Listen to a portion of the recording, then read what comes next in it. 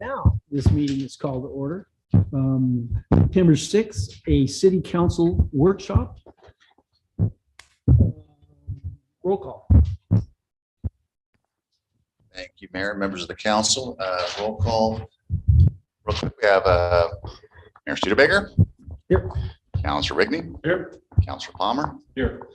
Councilor Wilson. Here. Councilor Newstead. Here. And Councilor Beachide. Here. We have a quorum, sir. Excellent. Pledge allegiance.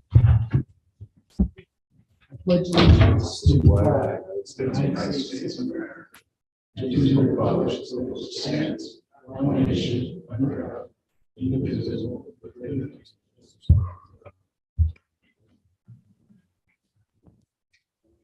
Mr. Manager, do we have any adjustments to the agenda? There are no adjustments to the agenda for the workshop, Your Honor. Your Honor. It's got a graduation. Sorry. Okay, so we now open up our public input. We're going to limit this, please, to 5 minutes. And hot topic, so please limit yourselves to 5 minutes. And Jerry, you'll give us the 1 minute warning and then That's right. when you get to that time period. Do we have a sign-in sheet, or does Marvin have some people queued up on his list?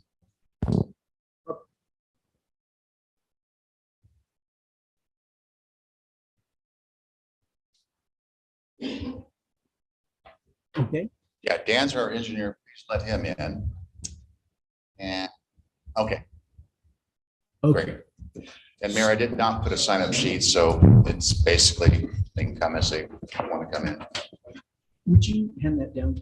If you'd like to speak, please sign up, and first person can come on up. Yeah, the sign-up sheet for the council meeting. This is the workshop. Same function, different meeting. So tonight we're gonna have 2 meetings. Is there anybody that wants to speak for the workshop?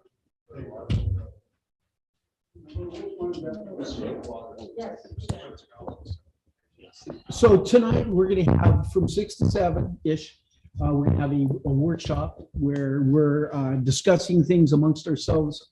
Dan Scalis, our city manager, with input from the community. And then at 7, we will open up a general city council meeting and then go through our regular process. So we have, I think, 4 or 5 action items. So we need to kind of keep on track today, or it could be a long one. All right, who would like to make a statement, public input? Anyone? I don't have a statement, but I'm going to have some questions that I want to be able to ask. As you guys move forward, I can do that. Well, in the workshop, the only time that non-staff can provide input is right in front. During the regular meeting, there's another slot for community input. Right. Okay, so let's do that. Yeah. Yeah, and Mayor, if I may suggest, if we're going to have a public comments section for this meeting, which we do, it's in the agenda. It's important to let everybody know that that's the one opportunity they have to speak. The rest of the time is going to be contemplation with the actual council. So if there are members of the public that want to comment on the wastewater facility, now would be the time. Even if they have questions, Mr. Warwick, you can pose those questions now, and hopefully we can address them throughout the workshop. And you're right, Mayor, we have an action item on the council agenda as well, which they will have an opportunity to speak as well. I just wanted to clarify that. Okay. Make sense? Okay. Okay. You go first. Sure. Yeah. Mayor, Council, thank you for having us here. I'm sorry. We took away our podium. Jerry? So glad y'all can make it tonight. Jerry? So I need to stand in front of the camera, or I don't want to block Ron out. No, okay. We've been dealing with this for a long time. I mean, the whole collection system thing was half our food was reaching the plant, so we had to deal with that. I factored in some money in I'm not a math guy, but over a $10 million loan for 20 years at 170,000 per year, 2250 a month divided by 576 hookups is $38.95 per home.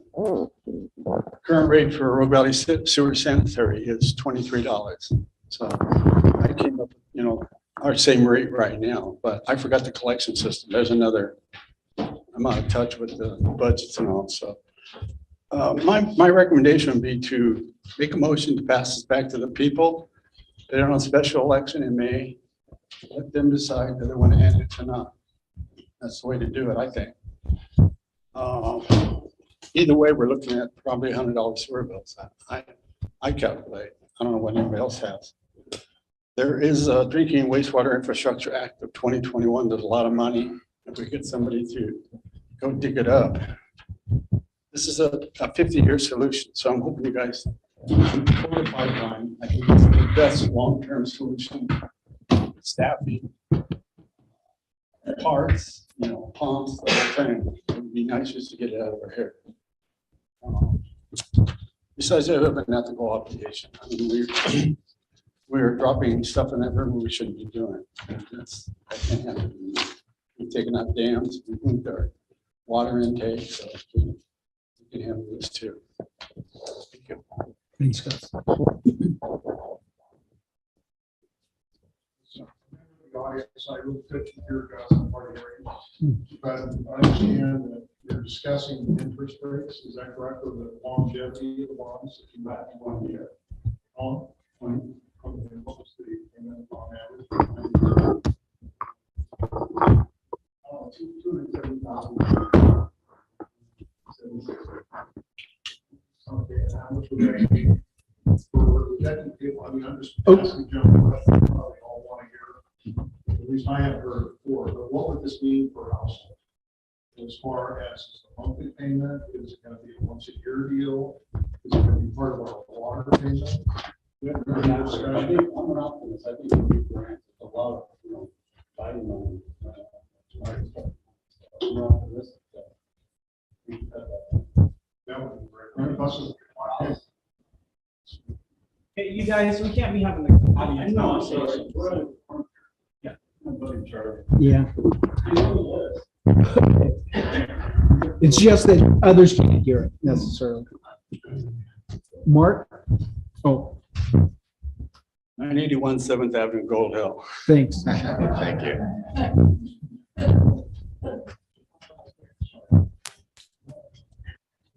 Mark Warwick, 215 Fifth Avenue, Gold Hill. I'm not sure everybody in the room is aware, but the city has been in a $500 a day penalty phase with DEQ since last September 13th. We are accruing a penalty of $500 a day. We could be liable for the full amount.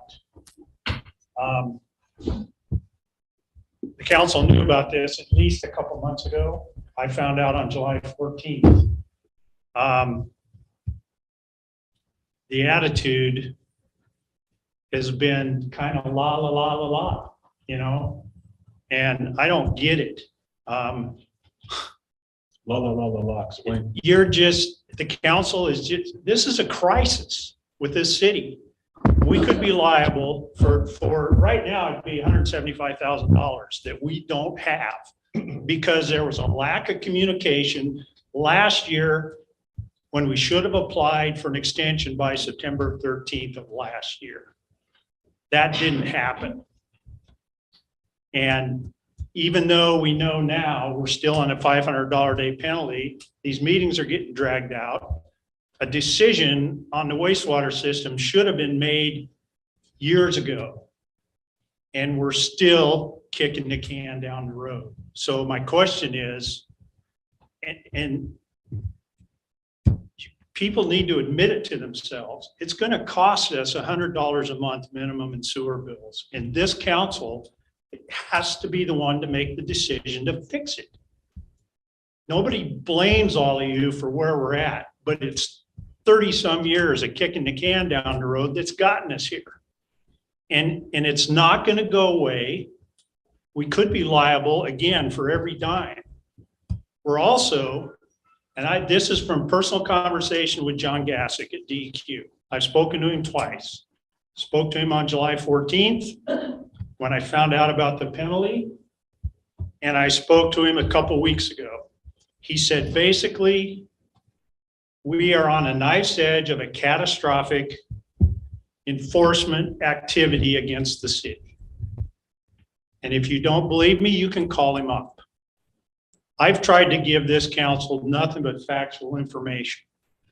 And the only reason they haven't moved on a penalty phase yet is because the treatment plant is in compliance with its permit right now. And that's because RVSS is running it as best they can. I listened the other night, I listened to the minutes of the May 18th board meeting at Rogue Valley Sewer Services. They had audio of their presentation. Kevin James, who is the operator running their treatment plant, said, we went through a period of time here. We almost failed permit. That plant is such a mess that it's the worst plant he's ever seen in his whole life, period. And he's been an operator since 1988. So we're on the knife's edge of an enforcement activity. We've been kicking the can down the road, and you guys need to make a decision. Thanks, Mark. Our distinguished county commissioner, would she like to add anything to the conversation? No, but thank you. If we don't know, this is Colin Roberts. Okay. Thank you. Thanks for being in the comment. Anyone else? Then we will, oh, go ahead. No. Can I go again? Nope. No. I'm just kidding. I do have. Make a comment. Mark is what, 25, 30 years? I'm sorry, but there's no, that's it. That's it. There's no comment. We need to listen to him. Anyone else? Mr. Manager, can we hear from Dan? Yeah, and first I want to address the DEQ penalties. Yes, we were notified. I was notified probably in November, addressed it in December. The fact that we had not applied for an extension, it was applied for as soon as I found out, and we did it. I haven't received a response from DEQ, but I understand the concerns. But the moment I found out about it, we did address it. And it was during the transition between the former city manager and myself. So yes, we lapsed, but it was addressed. I just don't want the community to think that we waited until July to address it. This was addressed back in December. I don't have the date when I sent the letter. I was almost confident that I sent the council an email letting you guys know what we were doing. If I failed, I apologize. We had a lot going on, but I did handle that as far as sending a request for an extension with DEQ. Having said that, yes, we do have our contracted city engineer, Dan Scalise, online, and I wanted him to kind of update the council on the things he's been doing, his conversations with the DEQ, and things to consider moving forward. So Dan, if you're on board, it's all you. Good evening. Can you hear me and see me? Good. So yeah, a quick update. I think probably between the last time you met and tonight, I had been talking to Jerry a little while back about a concept of potentially going to an ag reuse, getting out of the river altogether. It's a concept that is very, very common in Eastern Oregon, not as common in Western Oregon, mainly from securing a land, securing the ag land type of concept. It's a little bit harder over there than it is over here. We have land plentiful in Eastern Oregon. So after that conversation, I reached out to a local landowner there close to the city, and started some conversation just to see if they were interested. That's been kind of a difficult conversation. There's not a lot of interest in doing that. So I think at this point that is kind of a dead end, unless there's any other ag land that we want to keep pursuing, that's maybe a little bit further from just kind of the adjacent lands around the city. Just to take a step back, that concept of getting out of the river, land applying it to ag land, is by far the cheapest alternative you can do. It's also gets you out of the most regulation too, because you're out of surface water discharge. There's a couple uphill battles with that concept. One is public perception, and the other is securing the land. Those are your uphill battles. It's always very difficult to do. If you can overcome those, then it's a great application. Any questions on that part of?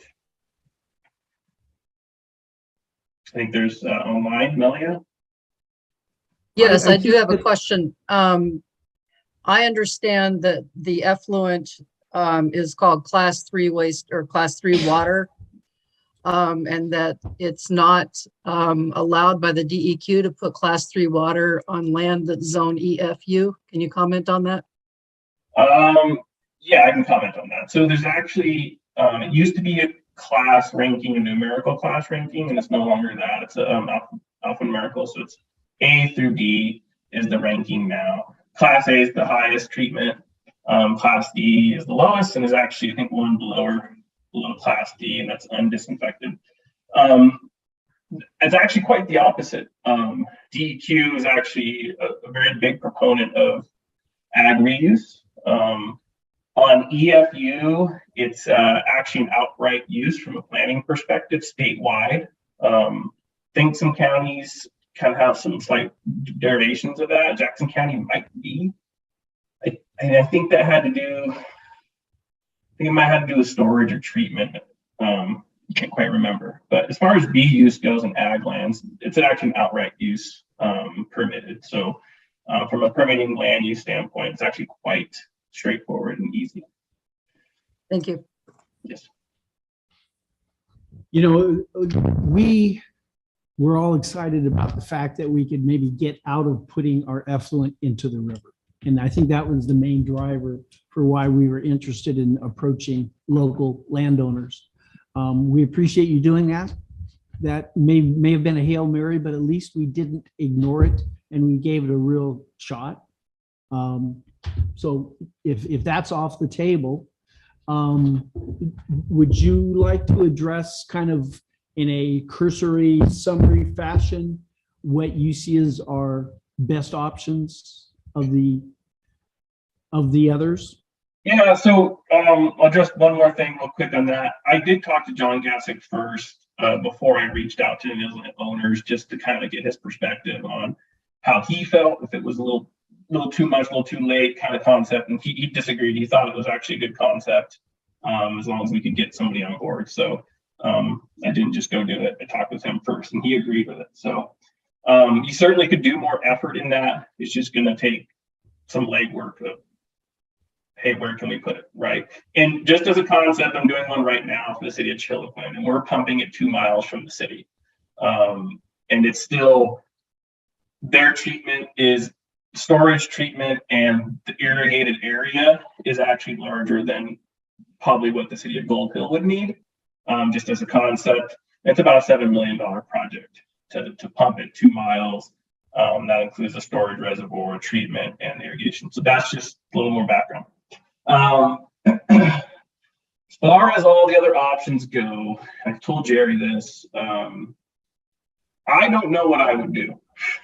I know that doesn't help you to say that, but what I mean by that is this: the options are kind of comparable in a lot of respects, what you have in front of you. And I think this is why it makes it such a hard decision for councils, because the options are so comparable, and they all kind of have their pros and cons. Pumping it to the regional plant, that gets you out of the issue of hiring a certified operator, which has been an issue in the past. Then it's not your headache, but then you're hitching your horse to someone else's cart, so there's that issue. Staying in the river has its own issues as well, right? You don't know what regulation is going to hold for the future. So it's a hard decision to make. And I don't know if I have a personal recommendation. And I know that doesn't help you, but it's just because they're kind of so comparable. They all kind of have their own pros and cons. Okay. Council, anyone have any things you'd like to share with us? So, no, it's got Dan, is, excuse me, the required land, is there there's a difference, I understand, between, in layman's terms, a ditch, an oxidation ditch and an oxidation pond. Now, I'm not sure how much acreage we have over at the treatment plant. Do we have enough for the pond? I understand it takes more land or area for a drainage ditch than the pond. No, so so a pond, if you were to go to like an aerated pond style treatment, which would really only be recommended if you were to land apply it for agriculture. In that respect, it would take more land than an oxidation ditch, which is one of the alternatives that's in the facility plan. That's much less land. Do you have enough out there? I think based on some of the systems I'm designing right now for aerated lagoon treatment systems, probably borderline whether you have enough just to do an aerated pond. I think that answers the question. And the pond takes more than a ditch, so if we're marginal on the pond, we could handle the ditch? Yeah, so when you go to ag reuse, you still have to treat the water. So there's a whole slew of different options on how to treat it, just like what you have now, as far as like an MBR, SBR, or a conventional treatment plant like you have, or an oxidation ditch. Those are all treatment options. If you go to ag reuse, because the treatment requirement is so much lower than surface water discharge, which you have now, a lot of times we recommend going to like a pond or an aerated pond, just because it's so cheap to build and it's so cheap to maintain. And the operator certification is like the lowest. So that's why we kind of recommend. The downside is area. So you do require more land. But then you're still ending up with a treated body of water that you've got to do something with. If we don't have a landowner that can partner with us to allow us to spread it on their land, correct? Yeah, correct. So it can't get to the treatment of going to surface water discharge. So we wouldn't recommend doing an aerated pond at that point. So essentially that option's off the table. Yeah, it'll be off the table unless you're gonna go to agronomic reuse, apply it to land. Correct. Which I think we've run out of clock to go and do a big process of trying to identify another landowner. Just 1 second. Hey, Dan, I've heard about the pipeline. I've heard about oxidation ditches. I've heard about oxidation ponds. What about fixing the plant itself? Yeah, And so we did that. using the plant until we can find a final solution. What's that going to run in costs? Correct. So that's the report that we wrote a grant for last year, and we did that analysis to rehab the current plant. Correct. I'd have to pull it up if you wanted to know that number, or Jerry can get it to you as well if you need it.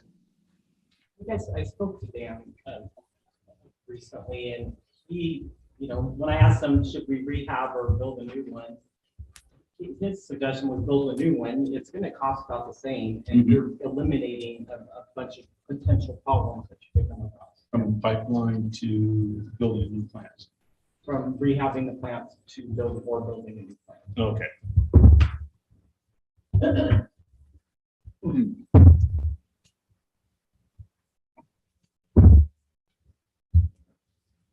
Okay.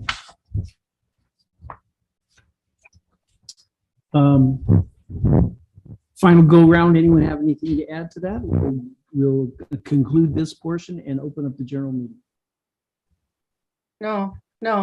Wait. Okay, Hello? go ahead. Okay. Are you talking about concluding the work session? Is that what Yes. you're saying?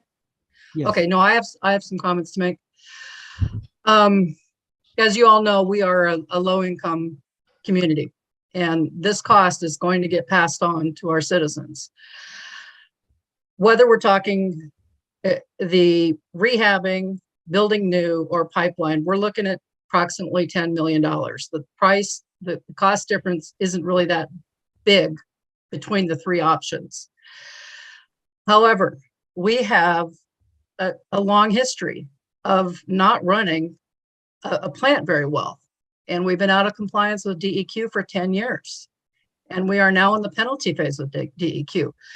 We are going to have to aggressively pursue grants to reduce the burden to the citizens.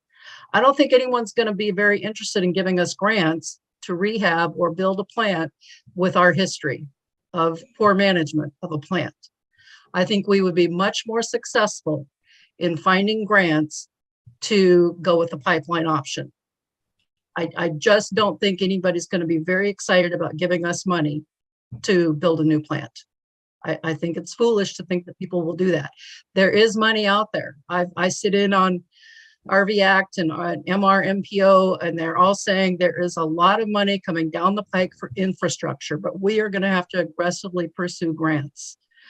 I think we would be much more successful in getting money to offset the cost of this if we were to say we are going to go with the pipeline option. I think it's the only option we really can feasibly consider.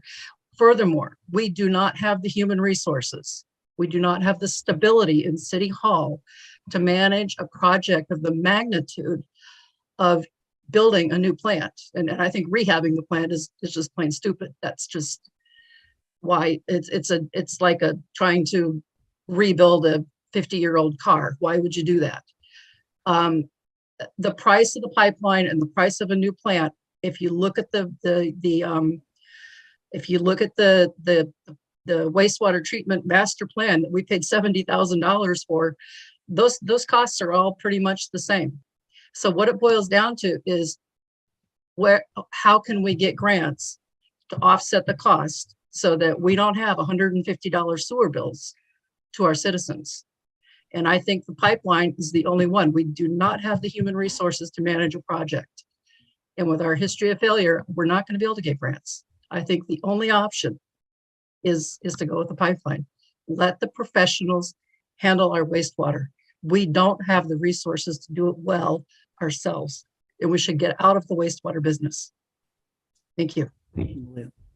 I have a question, Malia. What do you have to back up this that you think we're not going to get any grants to choose the pipeline? That sounds to me like it's your opinion, not actual fact. That's just my opinion. Okay. I have a question. How long has RVSS been running that plant? I think it's 5 years, 5 years. a little bit more than speed. Okay, so in that 5 years, what have they done to the facility to update it? Well, again, remember, I've only been here a year, but I do know that they do. Yeah, they I've do been that. hearing that we've been letting the community down, but we're paying what, $3,000 a month Yeah, that's correct. to RVSS? That's correct. And they're supposed to be a state governed entity? 30,000 a month. Right. It's, That's what I said. Oh, sorry, it sounded like 3,000. It must be the mic, sorry. So my point is, in that 5 year period, that plant has gone downhill. When we had a group as RVSS running it, are we getting our bang for our buck from them, or is this what I'm hearing? I'm just asking questions. Because now I'm sitting here going, but wait a minute, we have a. I think we're getting off subject because this is talking about past stuff. Yeah. The issues that our operators, RESS and Southern Oregon Water have dealt with, they inherited from a long time ago. It wasn't just in the last 5 years. Well, that I understand. I'm just saying they've been there 5 years and our plant is worse now. It's running That's what I'm out hearing. and it's in compliance with the DEQ regs. That's a plus. They have a mess that they are trying to manage for us. And both of our operators have done a great job it's, as Malia said, redoing a 50-year-old car versus buying a new one has its merits. Buying a new one has its merits over rehabbing an old one. Okay, so we'll conclude the community workshop. Take a couple of minutes and we'll start our general council meeting. 5 minutes.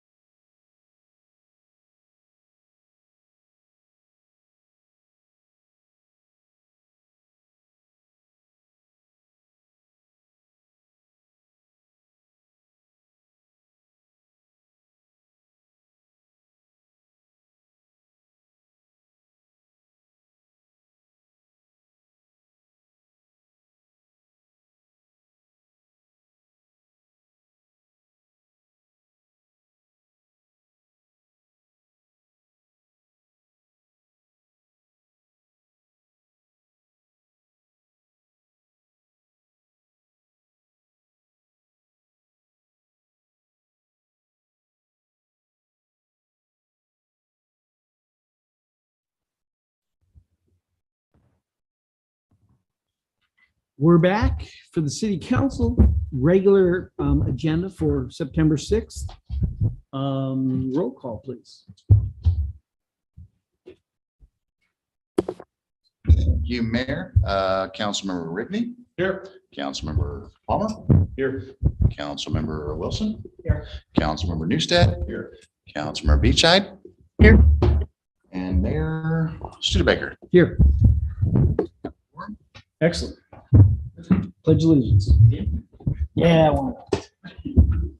I pledge allegiance to the flag of the United States of America and to the republic for which it stands, one nation, under God.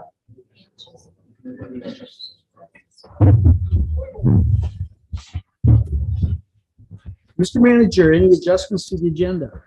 Mayor, the only adjustment I have is to one of your staff reports in reference to the garage sale. The recommendation, I'm giving up my secrets, but I copy and paste from a former staff report and I put the wrong information on there. So I did correct that to show that it's in reference to the annual garage and memorabilia sale and not the Summer Fun Fest. And I did email those to you earlier today. So you guys all have the corrected version. I apologize. And thank you for the community members that pointed it out to me. No worries. Any announcements, correspondence, awards, or proclamations? None, Your Honor. That's coming up. And now public input. What does our sign-up sheet look like? Bill, would you please grab that?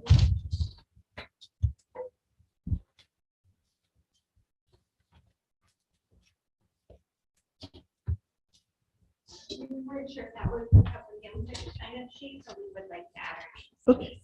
Got it. Did you add Debbie got it. and Mike? This one. What's that? Says August. Oh, well, here, do this one. Could I make a quick suggestion, please?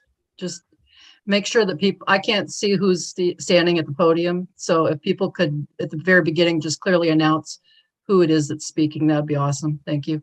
All right, thanks, Melinda. Jerry, who's first on our hit parade? Debbie's still working on it, and it would be Mark Warwick. Mark. Again, how many do we have on our list there, Jerry? 5. 5. So that's 25 minutes if everyone sticks with 5 minutes. Please stick with your 5 minutes. Should be, Mark Warwick, 215 Fifth Avenue. I've lived in Gold Hill for 30 years. Does that fact add any weight to my opinion? Probably not. What it has done, however, has allowed me to witness a 35-year track record of failure regarding this city's operation of its wastewater treatment plant and collection system. I received my grade 4 Oregon wastewater operator certification in 1989 and moved to Gold Hill in 1992. During the mid-90s, I was spending personal time at the treatment plant trying to help educate the then operator, John O'Nutter, on how to better operate the treatment. There's probably still people in this town that knew John. Why? Because he was struggling to consistently operate the treatment plant within the parameters of the discharge permit. Why was I there? Because there was no one at City Hall who knew the first thing about operating a treatment plant or how to get him the training he needed. This has been the theme regarding Gold Hill's wastewater for 3 decades. Over the years, I've seen city councils that have hired and fired public works directors, hired and fired city managers. I sat on a council in 2016 that refused to hire a city manager because we don't need one. 5 years ago, I watched the former contract operator of our water and wastewater plants figuratively thrown under the bus by a previous mayor for reasons unjustified relative to their job performance. 3 years ago, I was personally involved with then interim city manager Rob Lowe in convincing that said contract operator to return and operate the water treatment plant. Rob Lowe and I sat for 2 hours and convinced the person who's in this room right now to come back and run the water plant. More drama. Building and operating a treatment plant in a small municipality is not someone's backyard science experiment. I'm here to tell you that today's wrong decisions become tomorrow's failures. The wastewater treatment plant has been a ball and chain around this city's neck for 35 years, and this council has the opportunity to change that. Will you be held responsible if you make the wrong decision? Likely not. In 6 months, there'll be a completely different council. Nutrient removal for any treatment plant in 5 years? Not your problem. Maintaining the city's wastewater collection system? Not your problem. I certainly don't expect any decision this council makes to be unanimous, but I sure hope there are enough of you that are able to see the forest for the trees. And in that, I have a couple additional Rogue Valley Sewer Services printed out a fact sheet for Shady Cove residents when they went to vote for annexation. I would like to see the council request of Carl Tappert if he could provide a fact sheet regarding both annexation and construction management of the pipeline as part of this council doing their due diligence. There's a lot of rumors that come back meeting after meeting, facts that have been, rumors that have been debunked. And if we can get Rogue Valley Sewer Services to provide us with a fact sheet, again, both regarding annexation and the pipeline, construction of the pipeline, access rights, easements, et cetera. I'm sure Carl would be willing to provide that for us. And lastly, I did send an email to Carl Tappert asking him what's the most straightforward process regarding annexation. And the simplest method is if the council does it by resolution, by a council resolution, and that's in accordance with ORS 198-850. Okay. So that's something that the council could do if we decide to annex into RVSS. Thank you. Thanks, Mark. Jerry, next. We have Gus.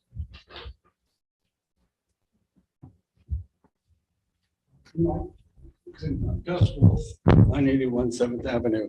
I couldn't find an agenda. You guys know where you're putting those? No, I mean, before the meeting. It's on the website. Okay, well, I'm sorry. I've asked somebody to Oh, load it just onto the curious. website. Okay, well, anyway, you might Website. double check out. Yep. Annexation seems to be our only option to me. It's a 50-year solution. When you're in these seats, you try to push it up that far down. When I first moved to this town, some guys passed a water treatment plant. To the irony of a lot of citizens. I mean, they took a lot of heat. There's periods in time when we have to do stuff like that. We have to make a hard decision, have to make the right one for the long-term livability of the city. So Shady Cove did it. They're having a good time with it. Sounds like I haven't got the mayor yet, talked to him, but the template's all set. So all you got to do is just make the resolution. Thanks. Thanks, guys. Charles Johnson. Charlie Johnson. You went home. He was better. Okay. Wait, are you reading off of the agenda? No, this is a list of people who signed up to speak. Well, I signed up for one of them. That's probably the wrong one, Carol. It's probably our fault. Go, you can come up, Carol. Well, the one I signed up was for the council meeting. So It's okay. Come on up, Carol. Yeah, come on. I hope it's not true. Yeah, I'm Carol Holm. I'm at 1212 Second Avenue in Gold Hill. And I have something else to talk about beside the wastewater treatment plant, if you can believe that. But Yeah, I just wanted to thank you for all the support that you have given the community in the events that Can Do has been sponsoring lately.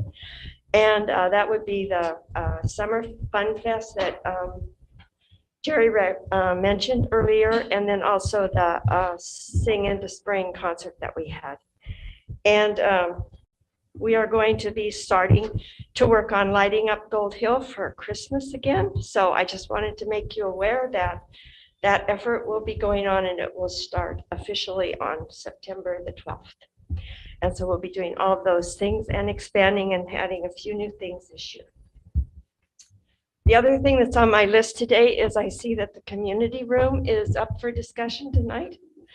And I just want to let you know, I don't know what you know about the community room, but what I know about the community room is that when every time I've asked to use the community room, there are no guidelines for it, and there's nobody can tell me what it costs or if I can use it. If I use it, is there a cost? Those kinds of things. So it seems to me that the community room needed some more work before we decide it's not a community room perhaps, and that we give the community a chance to use it. Because I've tried to use it and other members, I think, of Can Do have done the same. And we've never been able to use it yet. So I just wanted to make sure that you're aware that some of us have tried to use it and have not been able to. And then I do want to say with the wastewater plant, okay, whatever way you like is fine. Yeah, you're going to choose a way. And then it's going to be up to those of us who still live in Gold Hill and those of us who still serve on a Gold Hill City Council to make sure that the same mistakes that have been made for the last 30 years are not made again. And that's where the learning comes in. And that's where being smart comes in. And that's where being responsible comes in. Take responsible for the job that you're given to sit in those chairs. All of those chairs, the city manager's chair, the councilor's chair, the recorder's chair when we get one, and that we all take our responsibilities, even us as citizens, to make sure that everybody's doing their job and that we're being held accountable for what should be happening with our utility services in the city. Thank you.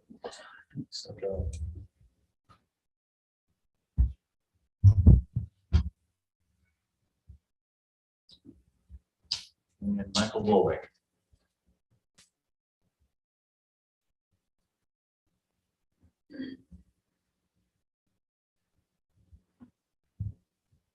My name is Michael Bolwig. I am the owner of Southern Oregon Water Technology. I grew up in Gold Hill. It's kind of an interesting, what Mark was saying is really rather true, because I was actually here when that treatment plant opened. I was still in high school. It seemed like the Star Trek Enterprise. And then I went to school. I did a bunch of other stuff in my life, and I eventually came back here and tried to start my operator's career in both water and wastewater in the city of Gold Hill. And in a number of certainly less than a decade, I would say, and I knew Jono well, actually, and he was not prepared for it. No, great guy, but he was not prepared for it. And so, but it was interesting, in just a short number of years, probably only 6 or 7 years, that treatment plant went from something that I look back on and go, gosh, you wouldn't believe what I saw, to, oh my gosh, you wouldn't believe what I'm seeing. Because it was such a mess. It was just a wreck. And I have such a connection to this town because, I grew up here. I always tell people, if it's the last thing I do, I want to see Gold Hill fixed. And I can see something that really, honestly, you can't. And that is because I like Mark, and I have absolute respect for Mark. We may see things differently. We're both licensed the same. I think we have different life experiences. But the experience in Gold Hill is that I can see something fixed. I see it in other communities. Southern Oregon Water has been around for half of my career, and we've spent a career basically going into small communities much like yours, sometimes much smaller, Cedar Grove River, a lot of other communities and stuff, and we just start picking apart the pieces and we fix it internally. So if you jump forward in time, I'm assuming that one of the operators that Mark is talking about is myself. not being treated very well here and not treating my staff very well here. And so eventually we were here in 2014 or so, somewhere in that neighborhood and stuff. Much of the stuff that you guys see and have paid money for in your facility assessments, we did almost a decade ago, including the stuff that Mark is talking about saying, you know, we have nutrient removal and nutrient requirements and thermal loading requirements and all those other items that are really, it's fun words to say, but it doesn't, unless you're an operator or you're somebody that deals with that day in and day out, it's kind of a tough pill to swallow, and I know I'm running out of time. I'm involved in your MPO. Ms. Bunker actually has represented you in the drinking water partnership, and the city of Rogue River, you know, we're sister communities. Whatever decision you make, Mark is right on. It is a decision you must make. It is time. But one of the things, and I haven't been in the plant for a number of years, I have absolute respect for how the plant was run by RVSS. I know Kevin so well that I know that Kevin would have done an amazing job. I guess I don't know RVSS that well, but I do know the city of Gold Hill is a great place with great people, just like the city of Rogue River, and it can be fixed. And this isn't a legacy that has to last for another decade or another 5 years, and the fines are going to just keep coming. You can't outrun those, that's for darn sure.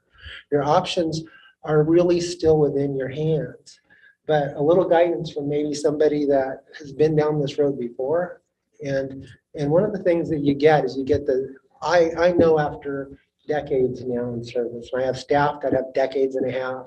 You know, I have mentors. I mean, in many forums, Mark and I have been really great partners in what should happen in the community.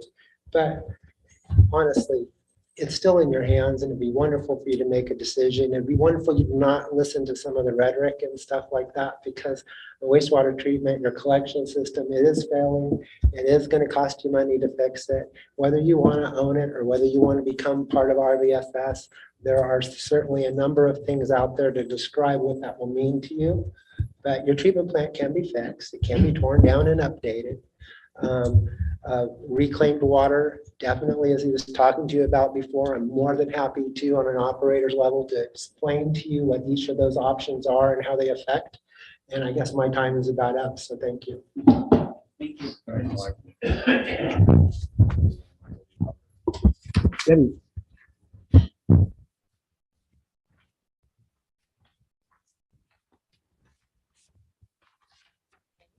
My name is Debbie Bunker. I am with Southern Oregon Water Technology also. And I value and appreciate all of the comments that we've heard tonight. They all have an appropriate place in this decision.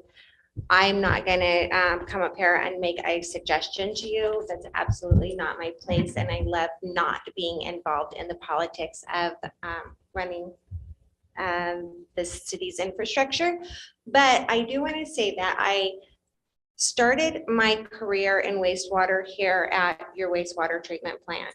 And like Michael said, when Southern Oregon Water Technology goes into a community, it is because that community is failing. We don't go into something that's working lovely and keep it going nicely. We fix broken. And I know that we have done it before. I know that when we left, it was still in need of help, and your water plant is still in need of help, and we've been there for a few years, but it is sustaining and it is cost effective. It is not putting any additional burden on the community, and the fact that we do have a good working relationship with the DEQ and John Gassick and other people in there, that we do have facilities where we do land application for 2 other facilities, at least in Southern Oregon.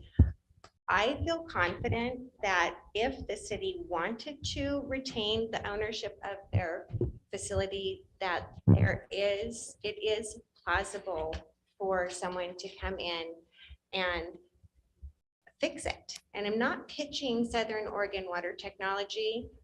I can only speak to what I know, and I know that Michael and I can fix it.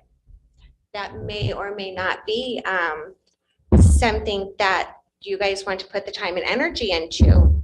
But it's my opinion, if we hadn't had such conflicting challenges with previous political people in the community, that we could potentially be in a much better place in your wastewater treatment plant than it is right now. I too have not been there for 5 years. We left in 2017. So I don't know what your current challenges are, but I know that we are fixers, that I am a fixer, that I too used to live in Gold Hill. I was gonna buy a home here.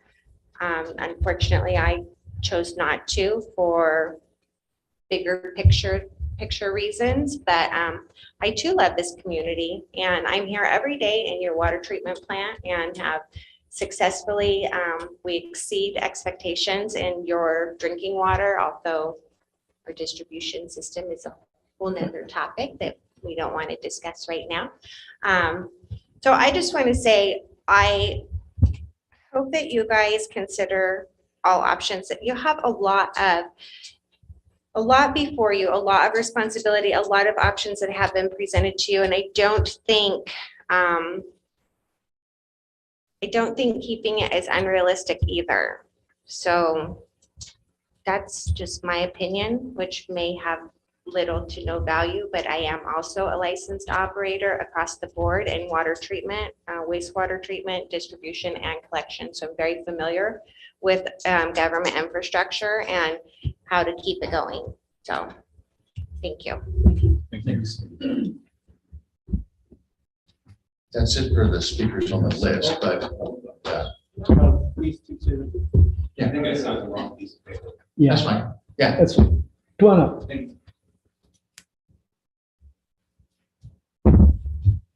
My name is Andy Bukowski, 1045 4th Avenue. I just want to bring to your guys' attention, I live across the street from the 4th Avenue Methamphetamine Acres Stolen Mobile Home Park.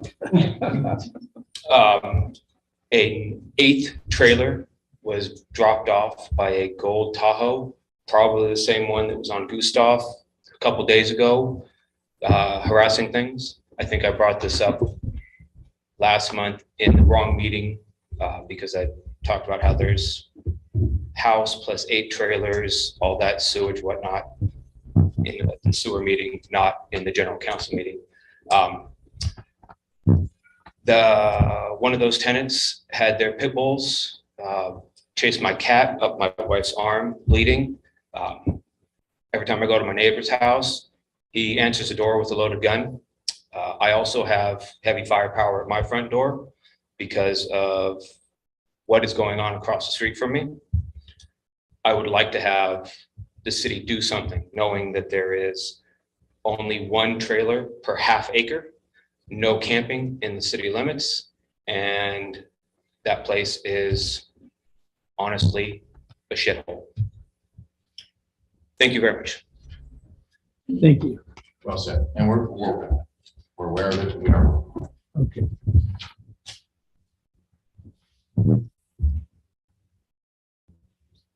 Hi, my name is Steve Kiesling. I'm the chair of the Parks Advisory Committee. And just a lot of things are going on with the Parks Advisory Committee that Rob Lowe's going to talk about Lampland Park.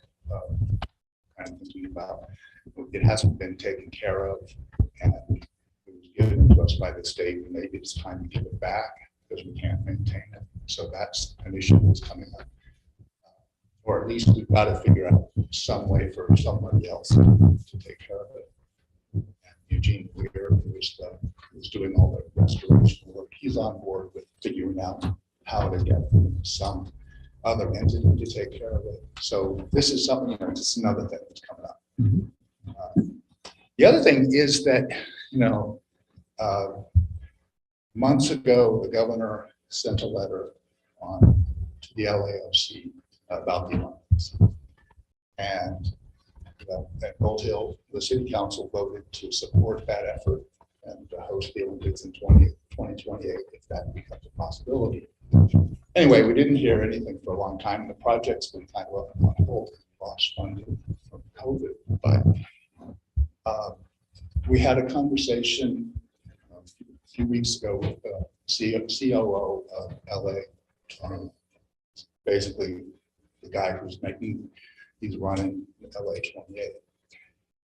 And what we thought was that we were competing against probably a $50 million or $70 million facility in Paris, because LA was going to build it. Like they said, they were going to build this facility.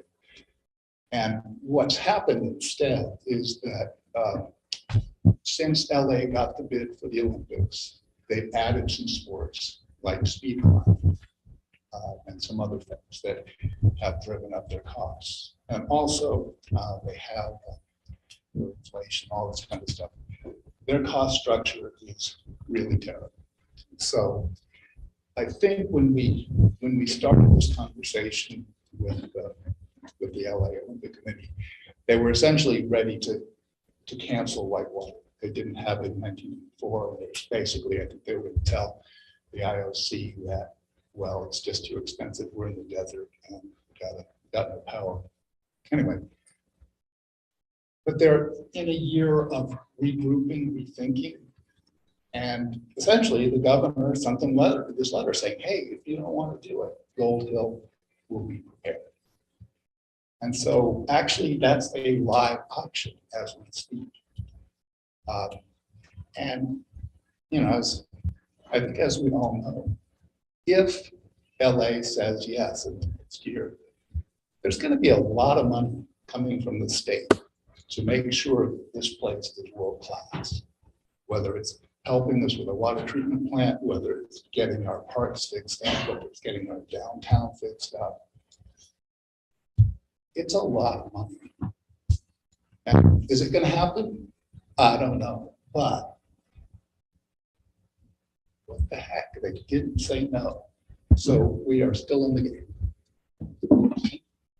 So are you saying that Lake Paris is off the table? That's not a viable option? That's basically what they said. Yeah. So, and we're the only place that has whitewater in August, September, because of the dam. That was one of the things we said is, you're not going to find another place on the West Coast.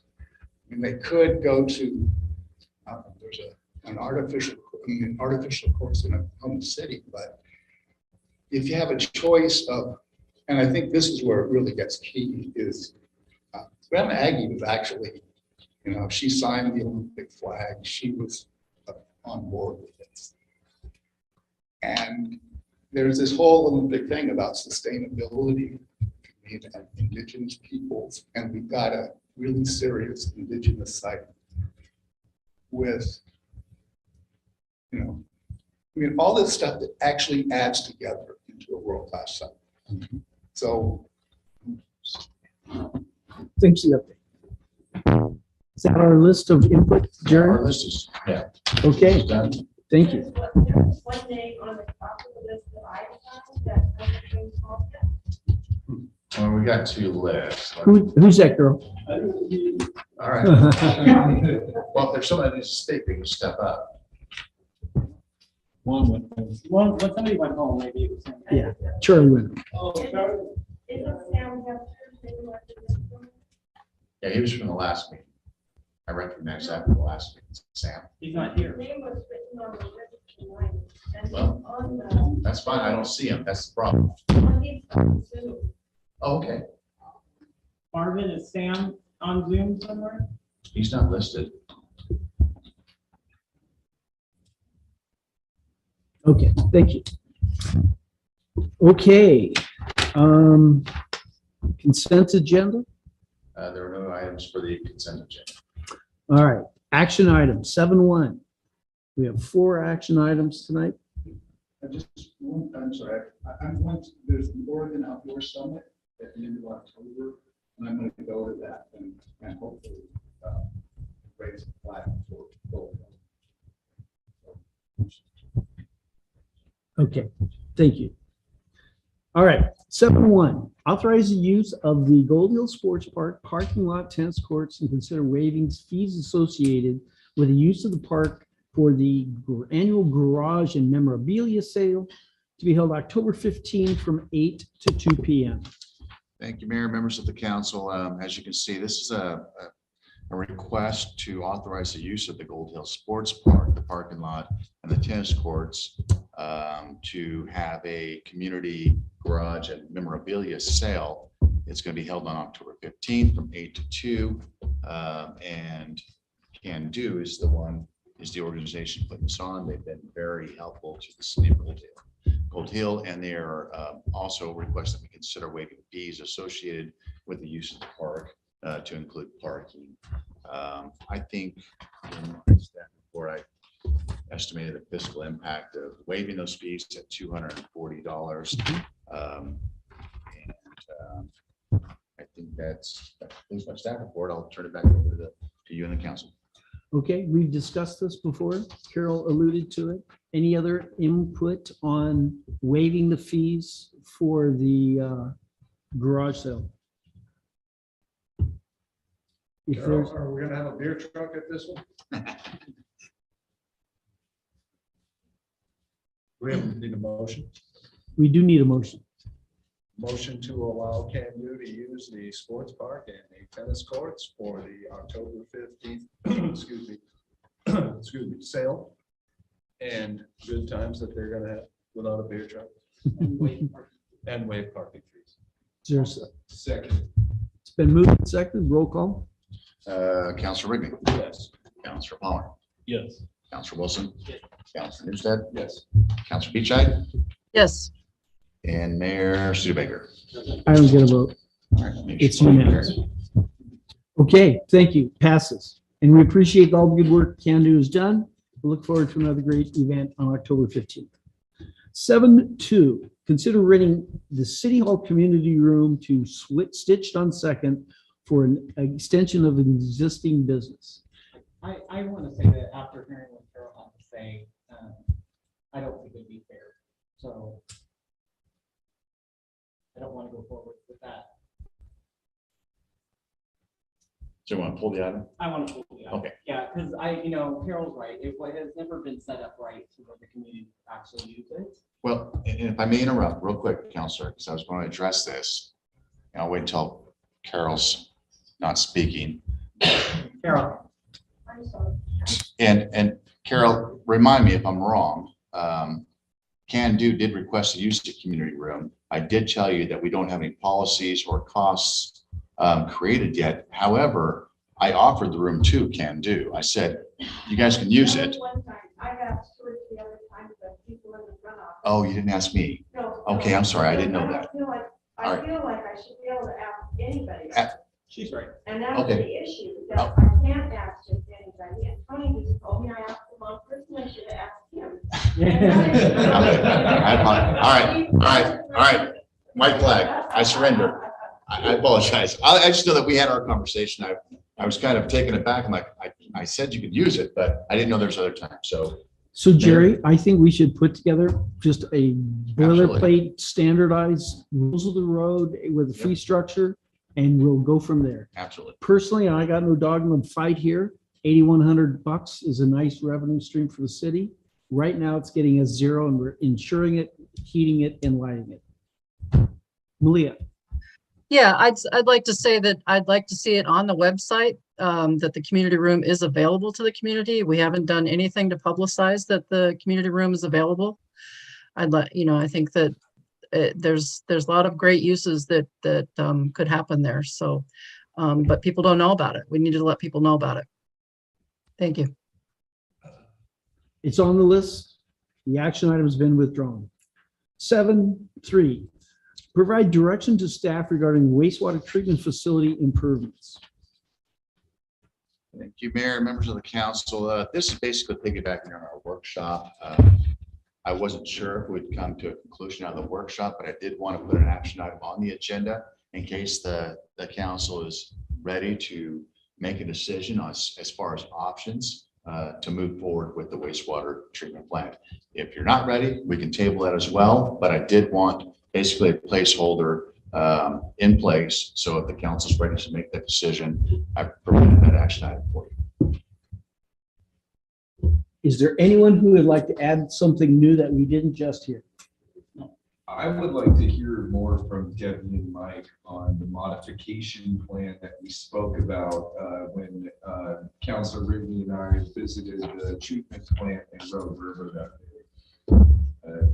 If you guys wouldn't mind talking to us about that. And I would like to see a bid.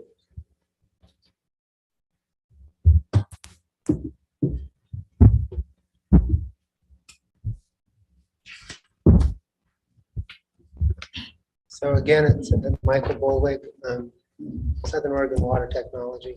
So I appreciated that you guys came to the wastewater treatment plant, and I think some of your members at times have been at the water treatment plant as well. What you didn't see was what it looked like, a number of years ago. But then again, it's kind of one of those things that you kind of have to be a water or wastewater guy in order to know the difference. As you drive by your treatment facility, probably the general public would go, okay, there it is. The same way they feel about the water treatment plant. So, like I said, I'm not knocking anybody and any of their opinions that they have. I mean, obviously, if you could vaporize it into air and just make it all go away, that would be great. The nutrient thing is definitely an issue. Mark is right on it. It is not going to go away. It's only going to become worse. And I've gone through a lot of new permit renewals. So to talk about the city of the wastewater treatment plant in the city of Rogue River. Also, too, it's noted that I'm the public works director of the city of Rogue River. This again, I have in the game is the fact that I really just want you fixed. I've got plenty of work. So does SOWT. So what we do is we run a sequential batch reactor, which is one of your options. It's also one of your options for your wastewater treatment plant for a retrofit. And so a sequential batch reactor basically takes the activated sludge process that currently is used in order to treat the biosolids or the influent from your city going into a wastewater treatment plant for process control. And what that does basically is the whole process kind of takes place in one great big huge tank, which your donut plant is somewhat ideal for, And so with that process, you do have the ability to go after a nutrient removal and something we call affectionately in the field BioP, so biological phosphorus. And we're actually going down that road in the city of Rogue River. But the city of Rogue River already had a batch reactor that was already done. We've done a significant amount of improvements to that facility with the intent that it doesn't have any land options. If you've been there, you notice that it's landlocked. It's got the interstate on one side, and it's got basically Foothills Boulevard and the river on the other side. It has no land. You have some land options. You also you can still send it over the hill. They're coming for you if you're not going for them eventually. I honestly believe that that's true. Look at the size of Medford and the surrounding areas, and I think it's just a matter of time before something moves one way or another. I am not, maybe Mark could share a little more on that as a wastewater and maybe we can do it privately, but I wasn't aware that you guys were being fined. The plant, I do know, after operating the plant in its current state, it is a problem. It has some engineering things that are really, really problematic, and they were from the very beginning. And so, did I kind of answer your question, or I have a tendency to run? No, it's fine. Just when we went to visit, you were talking about your relationship with the DEQ and taking care of one issue at a time, of course, of a 5-year plan. And I guess at one point you already wrote up a 5-year modification plan before you actually saw it. That way we wouldn't have to bear the entire cost. Right. All at once. And so, yes, and so there is a 5-year capital plan, and it covers, and then I write it, and then some parts of it Debbie writes currently and stuff. So that covers everything from parks to streets to water treatment, wastewater treatment, collections, and all those other things. So it looks in the future 5 years from now and kind of paints a vision of where you want to be. And then the community and the public, the council kind of allow me to talk, allow other folks to talk and everything else. And then collectively we say, well, okay, I get it. This is what's coming. It's kind of what Mark has been telling you for decades, actually.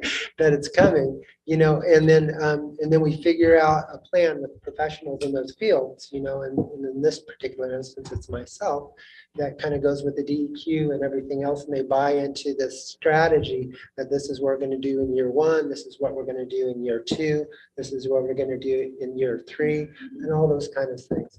Are we caught up completely? No.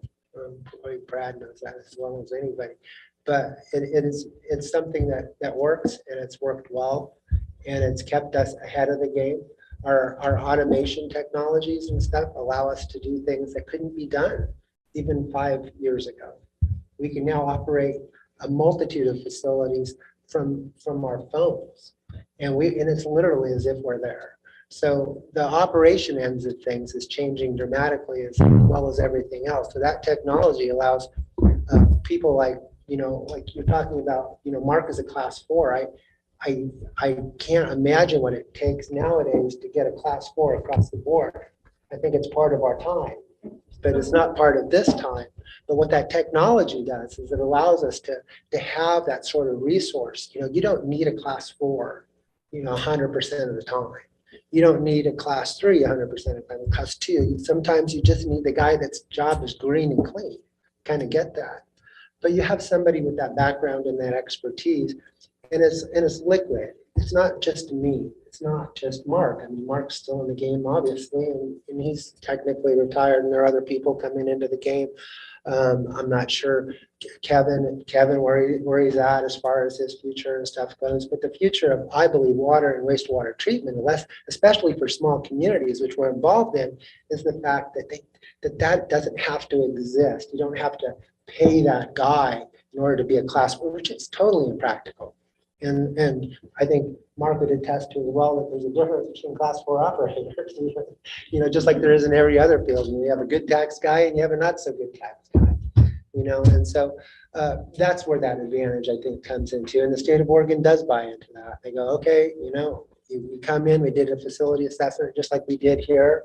And we did that in 2015, I believe, somewhere around there at least, and they said, okay, this is step 1, this is step 2, this is step 3, and then everybody collectively said, yep, we agree to make sure that happens. The tough thing here is, there's a lot of things, there's a lot of moving parts here, and the fact is that any one of you can step out of the game anytime. Like Mark said, are you going to be held accountable for it? I don't know. We stepped out of the game too. The wounds just got too deep. But we're back, and we're back to help guide you. We're back to give advice, honest advice, whether it's popular or not. It's just coming from the guy that's been down the road. That's all. That's where we're at. I'm just going to tell me. Yeah. Debbie Bunker, Southern Oregon Water Technology, just to be a little bit more specific and direct as far as what we could potentially do for your wastewater treatment plant. Absolutely correct that we prefer to work in a 5-year capital improvement plan project. It helps to alleviate additional costs because Michael's a class 4, because he's been doing this for 30 years, and because the DEQ knows our work and knows that we make a plan and we follow through with it and complete action items as intended. We've been given, not to say, they allow us to try to fix it before we have to go to a $30,000 engineer fee for a $10,000 project. So they give us the grace to say, we know you're qualified and you've shown time and again your ability to make this happen. So I think that's where you were kind of talking about with the DEQ and the 5-year plan, like the phases that we move things through. And then to address you, Mr. Palmer, for the quote and the bid, like, we would not be able to give you an accurate assessment without knowing what the state of the plant is right now, because also, yes, I had no idea that you guys were in a position of being fined every day. I understand that the plant is meeting permits, so there are definitely some things going on underneath that I'm not aware of. So we would not be able to just randomly pull out what it would cost to fix your plant or to even begin to propose a 5-year capital improvement plan until we know the state of the plant right now. So that's why we, have not been able to provide you with the dollar amount that you're requesting. Jerry? You're also saying, a part of that modification plan is we wouldn't have to enlarge engineering fees if we just fix one thing at a time to get it back up. So I couldn't guarantee that. I could not certainly say with definitiveness. I could say that there has been historically a lot of projects we have been able to do independently without the engineering fees, piecing it one thing at a time.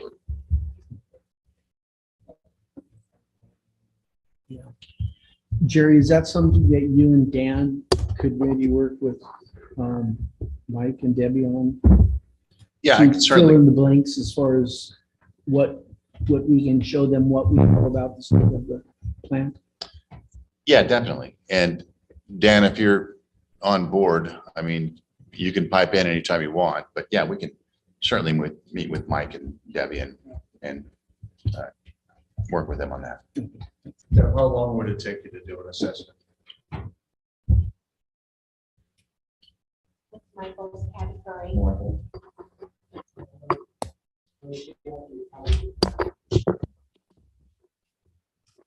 I personally, I think we're out of time. I think it's trying to put a Band-Aid on the problem.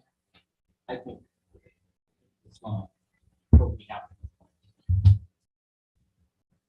I would like to make a motion. Any other thoughts on providing input on improvements to the facility? Thank you. Council? Myself, I prefer the rehab plant. I know the plant is basically structurally sound. That's basically the only thing I understand about.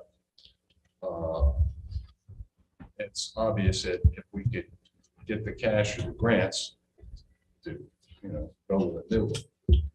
So, and Dan can speak up, but when I discussed this with him, he said that the cost was pretty equal between rehabbing and building a new one. And basically said, why wouldn't you go with a new one instead of, and the product hitting a lot of problems that you're just gonna have to fix when you rehab. Right. So. No, I understand that. I believe that did we ever find out exactly what our real problems with the pipeline would be, like acquiring easements and things like that? No, we haven't delved into that. Dan, are you there? Yes, I'm still here. Okay. Did you hear that last question? I did. Okay. Do you have a response? Personally, I don't know enough, about all the different ownership between here and the regional plant to tell you exactly, what all that's going to take. It sounds like most of it will be in the right of way, between here and there, because there's road or highway right of way between here and there, but exactly, I don't know. I can't quite answer that. And how about is DEQ going to give us the go ahead on it? So, can I speak? Dan, excuse me. Dan, can you address that aspect of his question of your guess where the DEQ sits on approving or not? I don't really see why DEQ would not approve the pipeline alternative as long as the regional plant has capacity to take it. I don't know that answer, but getting a pipeline between here and there, I don't think is an issue with DEQ. I just think it's more of the first question, which is an issue of, just property ownership right away, easements. And you'd have to take that one at a time to get there. And I haven't gone through that process to know exactly. any other regulatory agencies that could jump in front of that thing. That would be my concern on the pipeline. I love the concept of the pipeline, but I can see problems with it. So I also read, on the pipeline having to do with, we would need multiple property owners on board to be able to sell the property for the right of way for pump stations to get the pumps over Blackwell Road. Yeah, you might. That's what I was referring to. I just don't know quite exactly where those are and exactly what they look like. Yeah, you could. You may not have all public right of way to get there. It might have to be private easements. I don't know. So in your project in Chilliquin, you had a treatment facility and then you piped it 2 miles. Were there issues like that you ran into of easement and going across tribal lands or any other ownership issues that were being doing the project? In that case, we were lucky enough to stay 100% in right of way, public right of way. We did go across the river, across a bridge, and then we're going under Highway 97 as well, and then 2 bores under a local highway. So as far as ownership goes, we were lucky enough to stay in public right of way. But he's just done one. So he is familiar with our problem that we're evaluating. This is relative to my comment I made earlier. Let me speak. There's no public comment during the meeting. I asked when I stood up there if the council would contact Rogue Valley Sewer Services and ask Carl Tapper to provide a fact sheet. Now there's no public comment. And then you're asking, we don't know anything about the pipeline. And yet you don't want to ask the question of RBS. Mark, there's no public comment. You need public comment at the end instead of the beginning. Okay. We had it at the end before, and people got mad at that too. There's no winning or losing in that one. Point well taken that we need actual facts. So we will get a fact sheet How from. many times are we going to go through this? I would like to speak. I would like to speak. Go ahead. Can I speak? Okay, DEQ has already given its stamp of approval to all of the options in the wastewater treatment plant, which includes the pipeline option. I sent that letter to all of you where DEQ said they approve all of the options. Carl Tappert appeared at a city council meeting and said that the easements were not a problem, that they already had right of way. We've already answered these questions. These are not a problem. What I'm saying, how many times are we going to do this? We're going to have the same questions, the same meetings, the same questions, the same meetings over and over and over again. Gary, did you talk to the? I've not spoken to DEQ.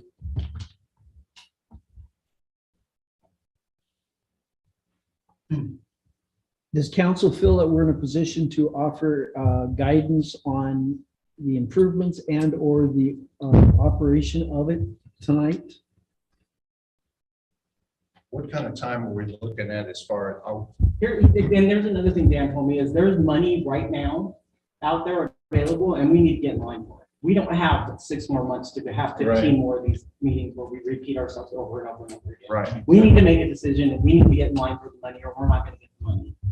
So there's, it's like we need to decide.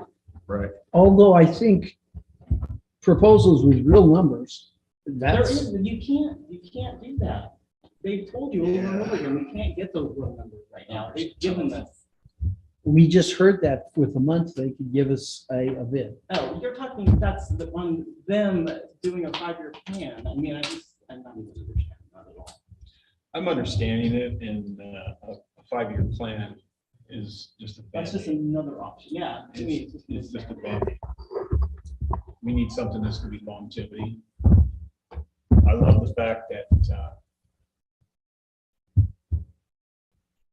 we had 2 little fours sitting in here tonight. We didn't utilize them. But I'm also agreeing with Councilor Wilson. Let's just make a. We have to make a decision. This has been on the table since I've been here, and I'm going on 6 years, and we can't seem to make a decision on what we need. Yeah, and if I may, Mayor, I'd be be remiss if I didn't say this. I did not speak to John specifically about the pipeline because, quite honestly, speaking with John, he speaks from the DEQ point of view. Are there any environmental issues with the pipeline? He's going to say no. I rely more on Dan because Dan has dealt boots on the ground issues where he's had to deal with the right-of-way acquisitions and any other issues that come up. And honestly, those are unknowns. So Tony, to answer your question, I call Dan. Dan's not going to know those unknowns. I mean, John's not going to know those unknowns, and Dan won't even know those unknowns. We won't know until we move forward and start contacting property owners saying, hey, can we dig a trench in your property? Yeah. And Dan can speak to this. I'm not trying to take over John or Dan's role. I'm just speaking from experience. Most of it may be public easement, but if we do have portions that are privately owned, we'll have to negotiate. And so environment equality, I'm sure is, yeah, no problem. Pipelines are solid. You know, they have a pipeline to Alaska to transport oil. That's solid. It's more, I think it goes from environmental to acquisition of right of way and those kind of issues. And I can't speak to that because we don't know, because we haven't reached out to the individual property owners to say, hey, if we want to put a pipeline to Medford, can we use your property? We haven't done that. So I just want to be fair, representing the pipeline, representing the council and the city, everybody's interest, just, you know, full disclosure. So I agree with that we can't hold on. I've only been here for a few months and I've already realized, you know, how many years of issues that you know, this is an issue that should have been solved a long time ago, but that's all hindsight now. I know where we're at. We're in a failing state. The Band-Aid, I understand the Band-Aid too, and that's what the rehab's just gonna be, because eventually we're gonna need to make a solid decision. But my main concern is just the financial burden on the people of Bull Hill. You know, when I've heard of bills going up to $200 or more per month, you know, that's just unaffordable, you know, and I just haven't seen any solid numbers. Any option we have is gonna be. It's just concerning. It's gonna be a big, it just depends on what grants we have. I mean, we can't even get real numbers because we don't know what kind of money we're gonna Yeah, get. and if there's grants out there, I mean, that we have Well, that's the ability to It's get. the big if. Right. And I've been hearing that if for a long time. If there's money out there, we got to move forward. Either way, we Right. have to move forward. Jerry, are we in a position where with what we know right now, with the proposals, that we could do a financing round table? Nope. Remember in June, I had our finance people lined up. They were here at a meeting and we had no direction to go. So basically I had them on in the batter's box waiting, and they have to have, you know, we have to have a direction. Where do we want to go? And then they'll go to work. In fact, I spoke with Brendan today, as recent as today. He's still on deck. He's just waiting for us to make a decision so he can put his people in action. Is he at RVCOG? No, Brendan is the gentleman that you listen to from Washington, DC with Water FX. But they will work with RVCOG and So Ready, and Go Biz or Oregon Biz. They'll work with anybody. They're not competitive. They just want to see us accomplish what we want to And they're accomplish. the ones that are gonna help us get grants. That's right. Yeah.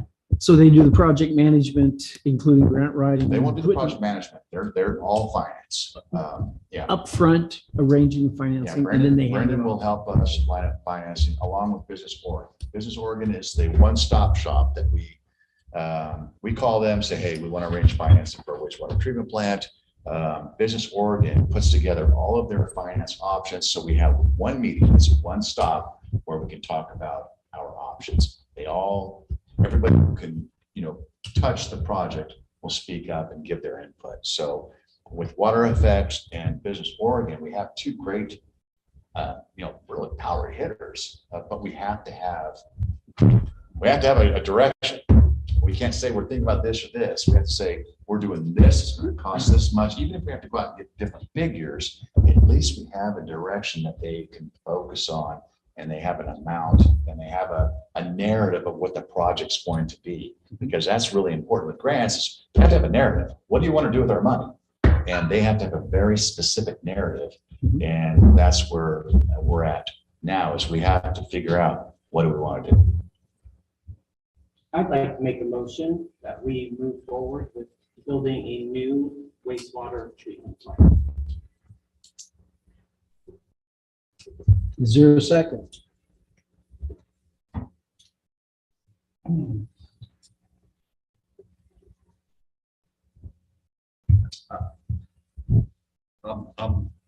I hate to say I'm hesitant on it because I get the Band-Aid theory. I know what that looks like, but I also know that thing can be rebuilt over the years to last basically forever. And do we, having a new one, it'd probably be our best bet. But I'm looking at the numbers also in my head, the cost to our taxpayers, our citizens. That's all.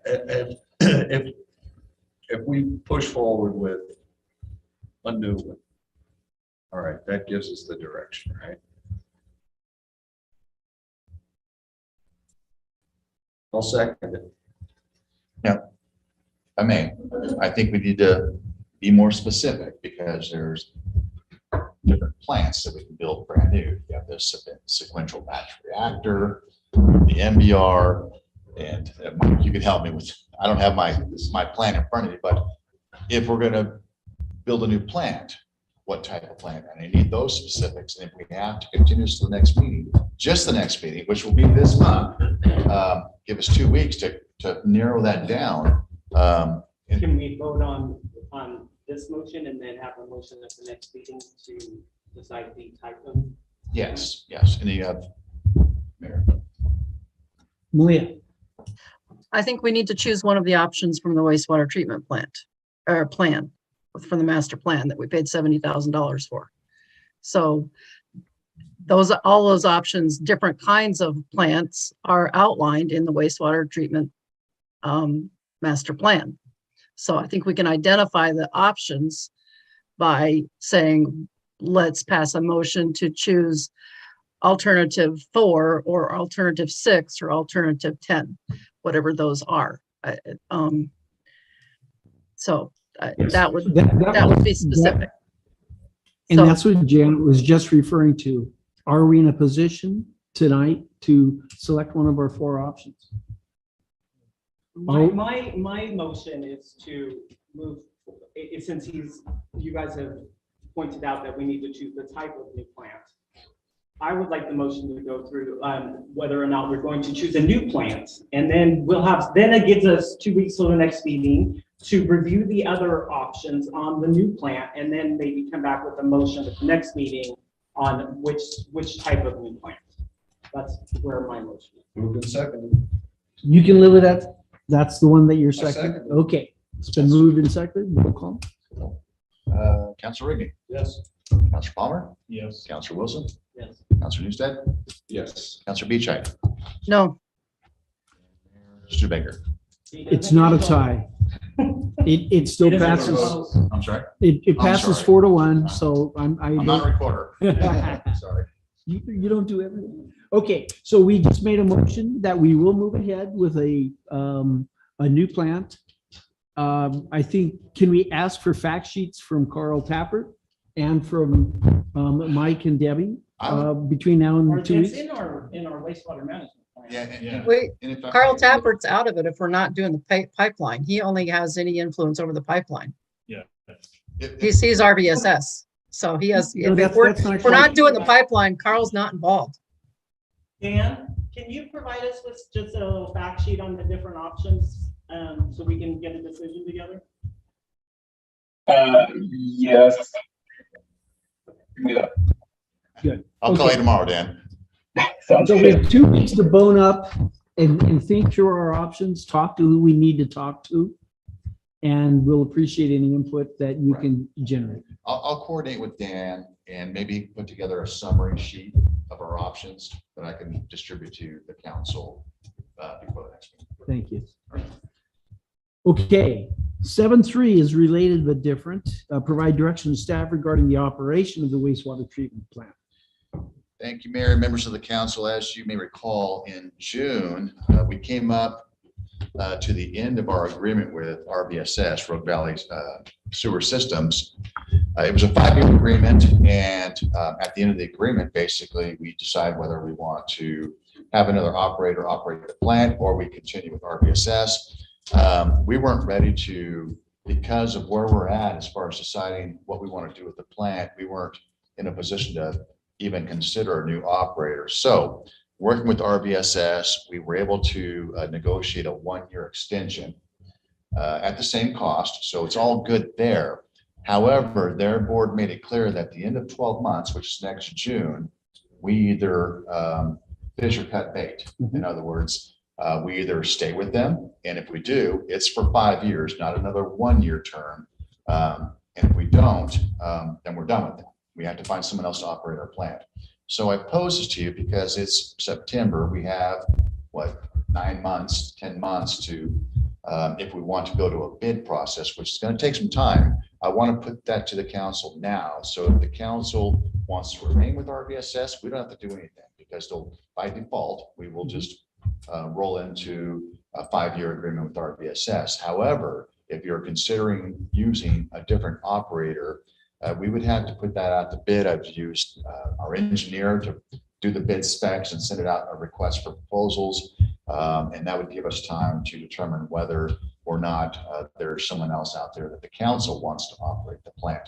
Understanding that whoever, if you select somebody else, they understand that they're going to take on the task of, as we know it right now, rebuilding the plant. Building the plant. So I wanted to get that on the agenda so I can get some direction so we can get Dan going on RFP if that's what the council wants to do. If they want to stay with RBSS, we can just let this die and move on. I've thought about this quite a bit and gone through, the numbers, and I would want to make a motion to go out to bid. Second. And understand, RBSS can bid. They're not being fired. They are more than welcome to bid. So I just want to make we should put it out there and see what other people are throwing our way. Yeah, and the other reason I wanted to do this is for that, counselor, is to show our community that we did our due diligence to make sure that we got the best bang for their buck. We can't just go with one person when there might be others out there who can provide the same service for a less amount, lowering the rates for our citizens. So I think it's just a smart move to show that we're trying to stay on top of the most competitive work that we can do. Being budget conscious is incredibly important for this. Absolutely. Definitely. So it's been moved and seconded. We didn't really have much time for discussion. Anyone want to add anything new than other than what has already been stated?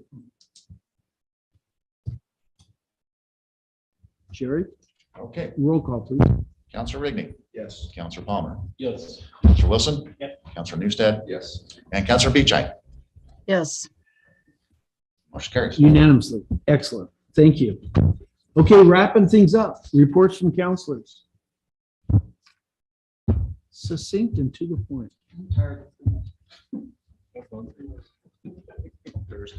Department reports. I'll be very quick. We did hire a new recorder. He is sitting there in the back row. First day today. She's still here and she came back. So we're This is doing a good. plus. So Welcome, Dee. welcome, Dee. She's a very welcoming face to the new crew. The other thing is, as I briefly announced, I think last month I was applying for the small city allotment for road work. I was under the impression that we had $100,000 max. I got Tony to help me identify some areas we wanted to do road work with, submitted the grant. We also have an existing grant, small city allotment, that I'm not even sure was even there. The state called me and said, hey, you got this existing grant. Are you going to be able to finish it before January? I said, yeah, we can try. And she said, why don't you roll that into the grant you just wrote and we'll fund you up to $250,000. So I'm going to work with Dina from the state. It sounds like the work that Tony and I did on the new grant, they're good with it. And then I'll just incorporate or roll in the grant is in effect right now, and we'll have 2 years to do it. We don't have to finish it by January, so hopefully I'll have some good news for you by the next council meeting, to where I can tell you that we've got the grant for up to $250,000 for both work. That'll be great. So with 250, can we make dirt roads within the city limits? Actually, funny you might ask, but what's that one road, Tony? The dirt, is it?